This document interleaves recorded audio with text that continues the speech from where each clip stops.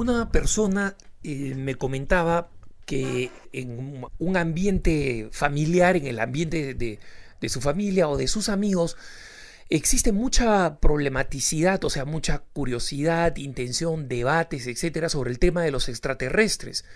Y esta persona decía que al respecto debería haber una teología, entre comillas, ¿no? Que le preguntó a su párroco y el párroco le respondió, yo creo que con un poco de rudeza, pero con mucha razón, mira, nadie hace teología respecto de la ciencia ficción.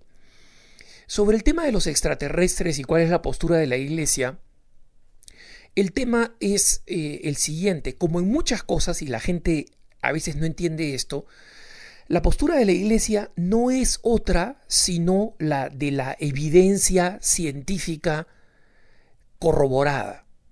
Por ejemplo, la Iglesia defiende al niño desde el momento de la concepción porque la ciencia demuestra que un óvulo fecundado convertido en un cigote ya es una vida nueva.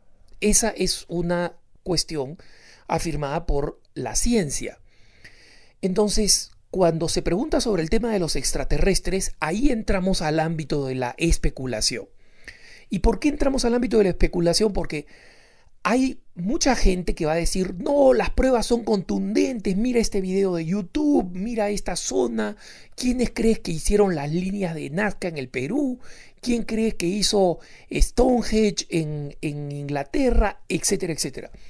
Todos estos argumentos son argumentos de un grupo de gente que cree que es cierto, que cree que en Roswell, Arizona, en los Estados Unidos, aterrizó un platillo volador y que el Estado, el gobierno norteamericano conserva restos de extraterrestres.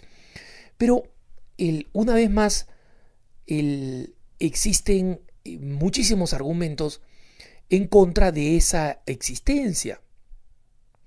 En consecuencia, sigue siendo un tema opinable y sobre eso la Iglesia no va a decir nada. El día que aparezcan unos extraterrestres y hagan contacto directo inconfundible con nosotros, tipo la película Encuentros cercanos del tercer tipo, ¿no? Un megaplatillo volador que aparece y envía señales y pide voluntarios de seres humanos para que vayan y conozcan a esta nueva población extraterrestre, etcétera, ¿no? Entonces, cuando esto sucede así, entonces la Iglesia dirá, mira, existen los extraterrestres y la primera pregunta será, estos seres son personas que han caído en el pecado original, es decir, el pecado original también los ha afectado y en consecuencia la redención de Jesucristo también se aplica a ellos y punto. Si existen seres extraterrestres en otras galaxias lejanas, esa es una cuestión puramente especulativa. Cuando, por ejemplo, al genio astrofísico Stephen Hawking, que como saben ustedes es ateo y niega todas las creencias cristianas, etc., le preguntaron por qué cree él que existe vida inteligente en otros planetas. Su respuesta fue la siguiente: porque creo que sería un desperdicio de espacio, es decir, que el cosmos, que el universo sea tan grande y solo existamos nosotros. Pero se dan cuenta, ese no es un argumento científico, es una opinión. A mí me parecería, dice él, que sería una pérdida de espacio. Por otro lado, cuando uno habla con un físico y astrónomo como el padre Carreira, el jesuita, muy conocido en muchos de nuestros países en América Latina, porque es un excelente apologeta científico, el padre Carrera presenta argumentos que son absolutamente contundentes respecto de por qué las probabilidades de que existan las condiciones en otra parte del universo para que exista vida y para que además esa vida sea inteligente son bajísimas. El gran científico y matemático Enrico Fermi, que vivió en Estados Unidos y que estuvo en el proyecto del desarrollo de la bomba atómica, también era un enorme escéptico de la posibilidad de la existencia de vida inteligente y tenía una fórmula matemática para preguntarse, bueno, si existen y vivían en una estrella gigantesca en otra parte y ha ido sobreviviendo la destrucción de estas estrellas, porque como saben ustedes, algunas de las estrellas que nosotros vemos brillando ya desaparecieron hace miles de millones de años, ¿no? Solamente que la luz ha venido viajando y nosotros todavía la vemos. Bueno, ¿qué ha pasado con esas personas, con esos seres inteligentes que han ido saltando? ¿Por qué no están acá caminando de forma evidente? No de forma oculta, sino de forma totalmente evidente, siendo uno de nosotros, ¿no?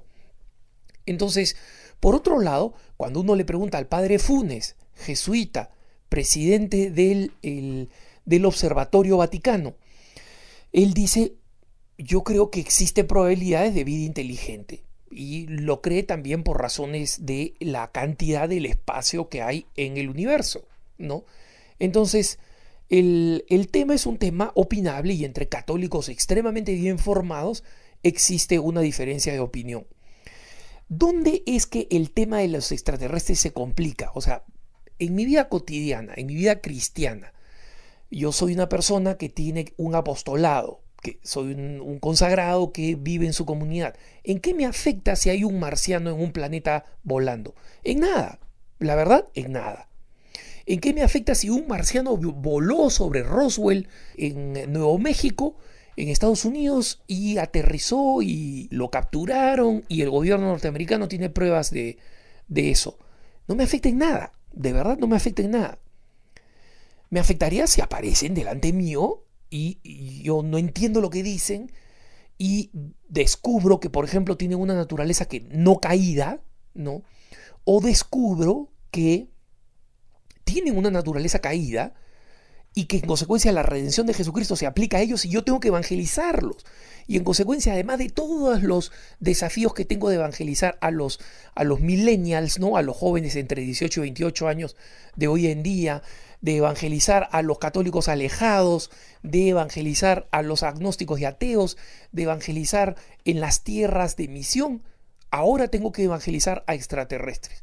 Y si es que esa es la tarea, si eso es lo que Dios quiere, la asumo. Pero mientras tanto tengo suficientes desafíos con mis propios defectos y pecados, con mis propios desafíos de santificación personal, tengo más que suficiente como para tener que preocuparme de si existen o no existen extraterrestres.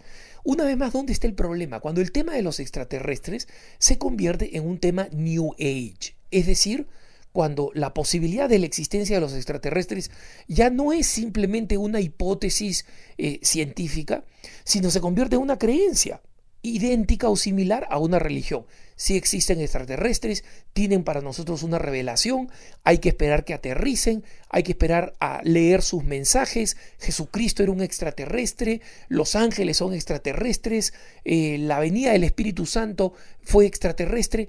Todas esas son creencias. Y son creencias New Age. Y eso no tiene nada que ver con los extraterrestres.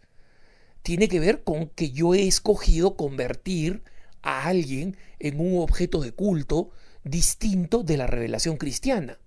Y a esa persona lo que hay que hacerle es hacerle comprender que es ridículo convertir a otra criatura, por más inteligente o intelectualmente o evolucionalmente superior sea, darle una categoría de Dios. En consecuencia, no confundamos aquí el problema de los extraterrestres con opciones pseudo-religiosas de carácter New Age. Estas personas han elegido erigir a un extraterrestre en su Dios, pseudo-Dios alternativo, y eso no tiene nada que ver con que existan o no existan. Tiene que ver con que una persona tomó la decisión de tener una fe extraña, poco sustentada, que resulta que puede convertirse en bastante más cómoda y bastante más gnóstica que la religión católica. Y esas personas tienen que ser, como todas las otras personas que caen en cualquiera de las creencias y credulidades New Age, reevangelizadas. El desafío al que nos llama el Papa es el que nosotros tenemos que responder. Que tengas un buen día.